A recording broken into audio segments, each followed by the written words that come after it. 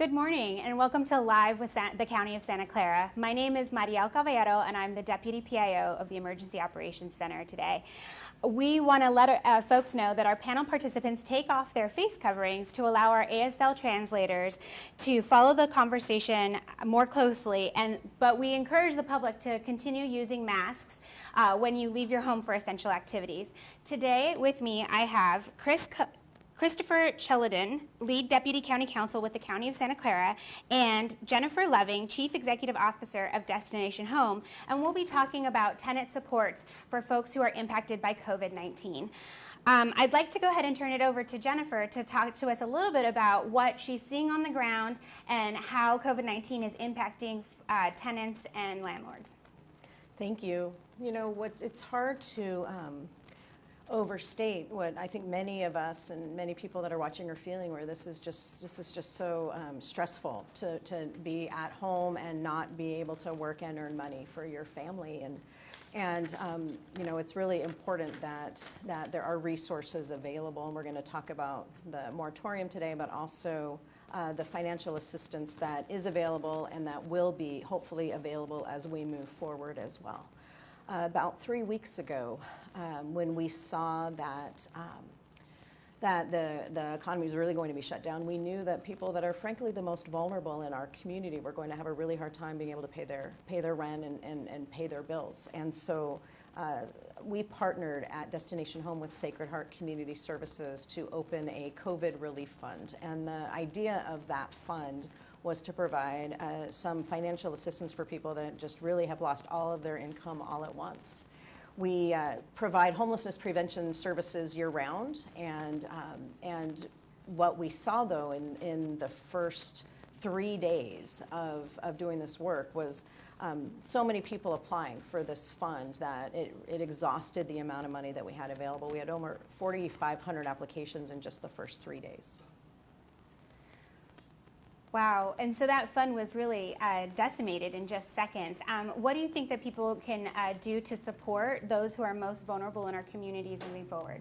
I think there's two things. If you applied for this funding, know that we are going through the applications now. Those 4,500 applications, we're about halfway through processing. It's a lot of work that's being handled by a lot of different folks that have jumped in to help process, and so money is being issued every single day. And then we will be allocating an additional amount of money. The first pot of money was $11 million, and that's what was really encumbered in just a very short amount of time. We'll be putting in another pot of money, so hopefully that we can help more people. If you're not in need of financial support, I think it's really important to know that the situation for people is so dire. They don't have food now, they're struggling now, and this pandemic is hitting households differently depending on, frankly, people's household incomes. And so you can donate and help, be able to help your neighbor, help other people in this community meet their basic needs during this time as well. Great. And Chris, can you talk to us a little bit about what the county response has been to support tenants? Sure, absolutely. So on March 24th, the Santa Clara County Board of Supervisors adopted an ordinance, and essentially the purpose of the ordinance is to provide relief to tenants who are suffering from substantial financial income loss as a result of COVID-19. And in terms of the types of things that would constitute a substantial income loss, those would be some of the more obvious things like a loss of a job or a reduction in hours. But in addition, to the extent people are not able to work because they're taking care of their children or of other family members, that could also qualify for protection of the ordinance, as well as if people are incurring substantial medical expenses related to COVID-19. So to the extent that people fall into that category of really suffering a substantial financial loss that makes it difficult for them to pay their rent, they would qualify for protection under the ordinance. And the way that the ordinance works is the ordinance essentially requires, well, first of all, it prohibits evictions for people who've suffered a substantial loss as a result of COVID-19. And essentially, currently, right now, the ordinance took effect on March 24th, and it's currently scheduled to expire on May 31st. But that is also subject to extension by the Board of Supervisors. And what the ordinance does is it requires that if a landlord, during the period of the ordinance being in effect, if the landlord seeks to either evict the tenant or even to terminate the tenant's lease, even if it's not an eviction. So for example, if the lease was to expire, the landlord is required to give notice to the tenant of three things. First, why they're being evicted. Secondly, the fact that the ordinance exists to give the tenant notice of their rights under the ordinance. And then third, to provide information to the tenants about possible sources of rent relief and rent assistance that the tenant can be provided.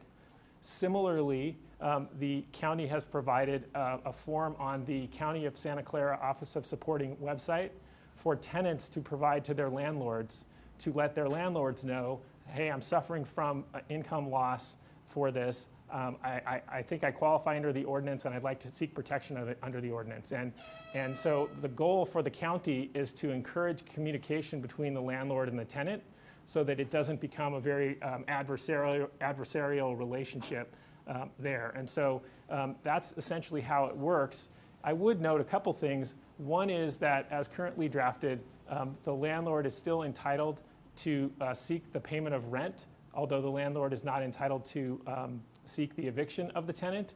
However, the ordinance does provide that the tenant has until 120 days after the expiration of the ordinance, and we don't know exactly when that can be. That could be a few months from now, then plus another 120 days for the tenant to come current on their rent, as well as during the period of the moratorium and that 120-day period, the landlord is not authorized to charge either penalties or interest during that period.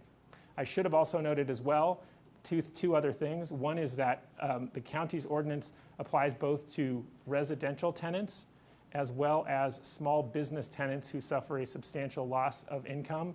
And there's a definition in the ordinance that relates to the Small Business Administration definition of a small business. And then the final thing I would note in terms of this information would be that the county's ordinance does apply county-wide. So even if your city may not have enacted its own ordinance, the county's ordinance would apply in your city. Some cities like San Jose have enacted their own ordinance.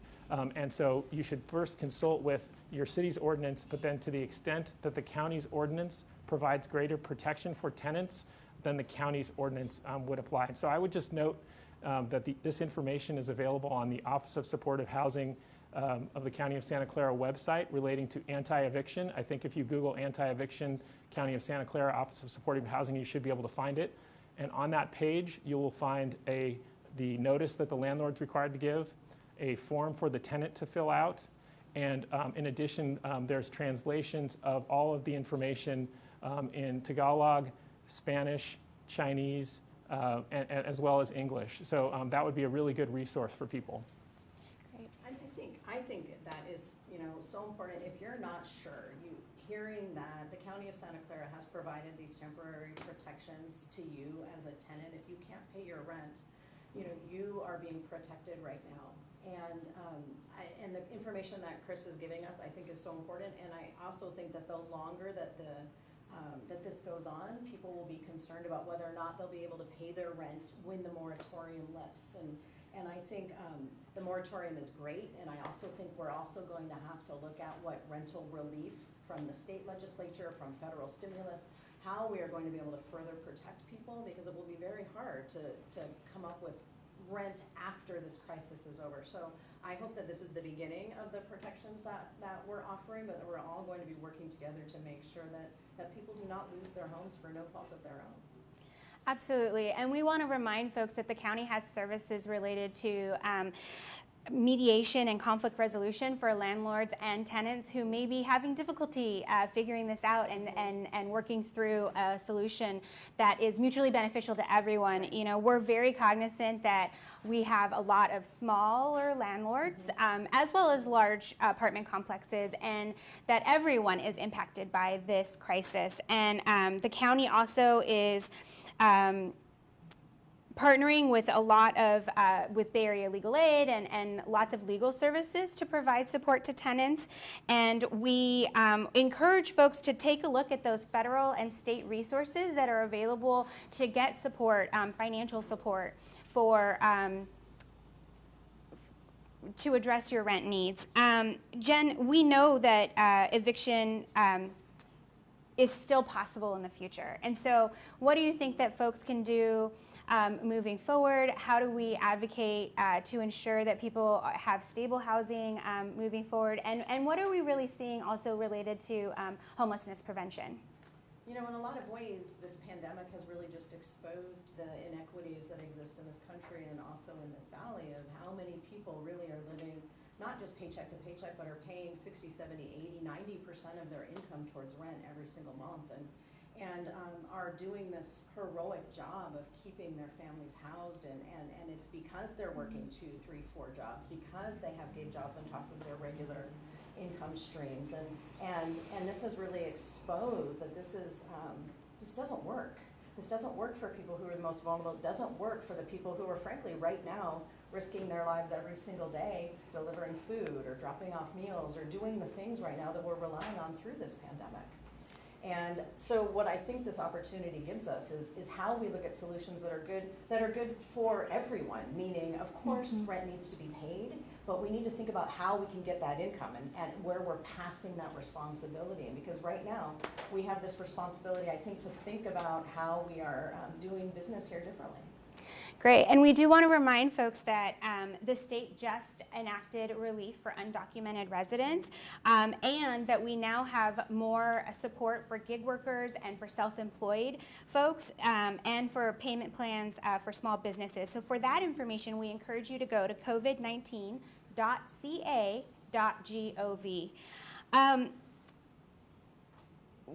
I think, does anyone have anything else they'd like to add about this topic? I would just say that if you are struggling to be able to pay your bills or to pay your rent right now, go to the Sacred Heart Community Services website, sacredheartcs.org, and there's an interest list where you can add your name. We have 14,000 families who have already put their name on this list in just 3 weeks for financial assistance, but we will be expanding that pot of resources in the coming weeks.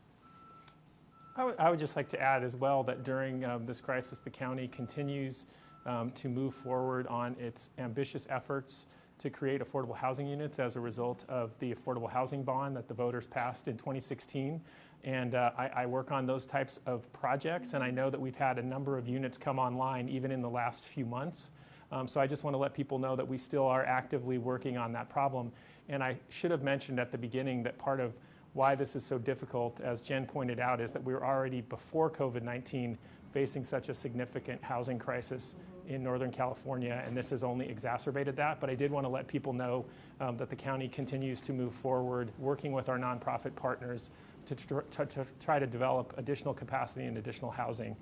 In addition, the county also, through its Office of Emergency Services and through the Office of Supportive Housing, is contracting for a lot of interim supply for homeless people during this process, and that includes things like hotels and other temporary facilities. So I don't want to give the impression that the eviction moratorium is all that the county's doing. We are trying to do things on many different levels during this time period.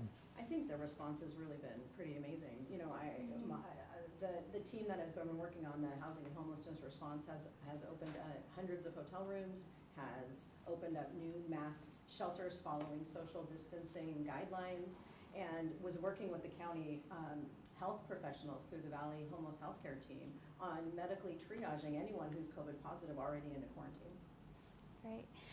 Before we sign off today, I want to give everyone a situational update related to COVID-19. As of 5 p.m. on April 16th, we had 1,870 cases within the county of Santa Clara. That's a 2% increase over the previous day, and we're sad to report 4 new deaths related to COVID-19, bringing the total to 73. Our hearts go out to those folks who have lost loved ones. As we've heard today, this is impacting us on so many levels and impacting our community. So we want to remind you to be kind, stay safe, stay home, and you're saving lives. Thank you so much. Thank you very much. Thank you.